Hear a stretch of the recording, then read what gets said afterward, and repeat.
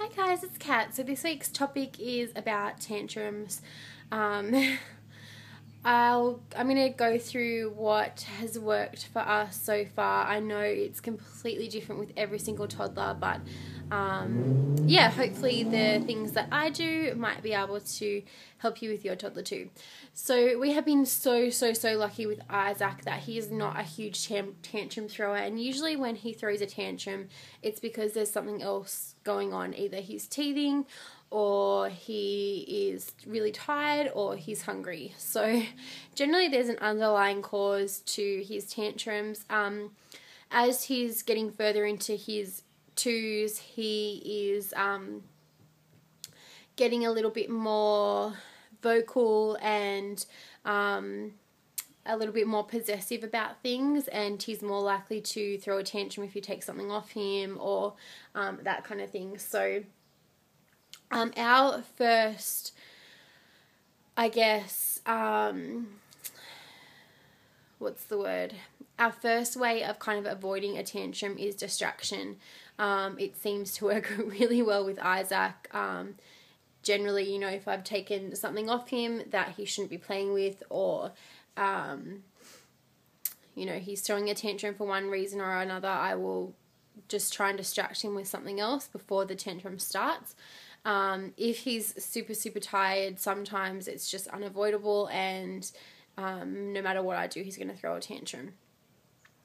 So when it gets to the point of full-blown tantrum, I've actually been trying the last few weeks, actually just like sitting down, like I get down on his level and talk to him and ask him to tell me what's wrong, which has been working quite surprisingly.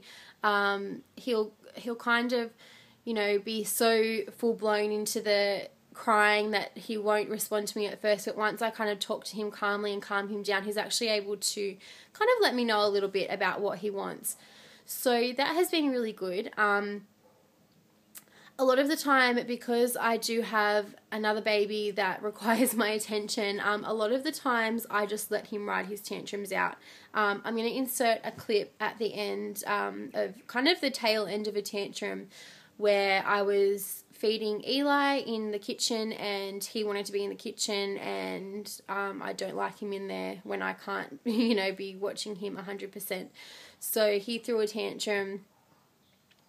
And because I was feeding Eli, I just had to let him go. I couldn't, you know, try and diffuse it. I just had to let him do what he wanted to, pretty much. His tantrums are not massive. Like, he doesn't really scream at the top of his lungs. He will just cry and throw himself on the floor. And generally, if there's something on TV, he will, and you'll see in the clip that he just kind of gets distracted by what's on TV and forgets that he is having a tantrum. So, yeah, sometimes I just have to do that. I don't really like letting him ride out the tantrums, but I don't know, it just, they seem to diffuse themselves sometimes. So, as for tantrums when we are out, I'm not overly embarrassed by him throwing tantrums. We've never had like a full-blown kicking and screaming tantrum yet, so we've been pretty lucky. But generally I just let him cry. If he's crying because he wants something, I'll just tell him, Bubby, no, you can't have that. You need to calm down, and I will just let him cry, and generally within a couple of minutes he'll get distracted by something else. And yeah, so I mean, we haven't had, you know, really bad terrible twos yet. We did go through a phase where there was probably a week where he just cried and cried and cried and cried and cried. But I'm pretty sure that was just kind of teething and adjusting to having a new baby. So, yeah. But I guess for me, distraction, letting the tantrum ride itself out sometimes when you need to, and also walking away from the situation too. I mean, especially if you have a partner or a family member that's around, if you've got to the point where the tantrum is just too hard to handle and you're getting frustrated, let the other person take care of it and just go chill out for a few minutes, because I know it's so easy to just, especially when you've had a child that's throwing a tantrum and there's nothing that you can do, there's no way that you can fix it or make them stop screaming, it's always a good thing to kind of play tag, I guess, in a sense, and let someone else have a go at diffusing. And sometimes that actually works a little bit better. If I find if, you know, if Isaac's having a really big tantrum and nothing that I am doing is working, I will say, okay, Jay, can you try and fix this, because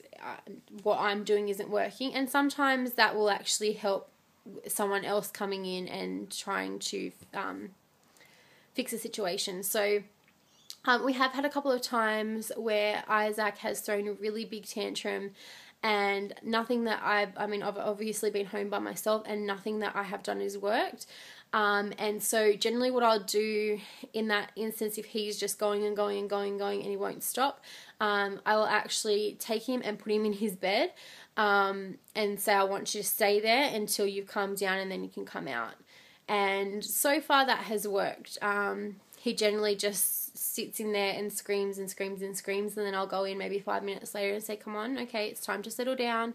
Tell Mummy what's wrong. And if he's still screaming, then I'll just leave him, let him cry for a little bit longer. And generally by that point, he knows that he needs to stop it, and he will come out, and the tantrum will end. So, I'll see if there's any other footage between now and tomorrow when I upload this of tantrums, but like I said, I'll put in the little end of a tantrum just so you can see. But yeah, anyway, I hope everyone's having a fantastic week, and I'll see you guys next week. Bye.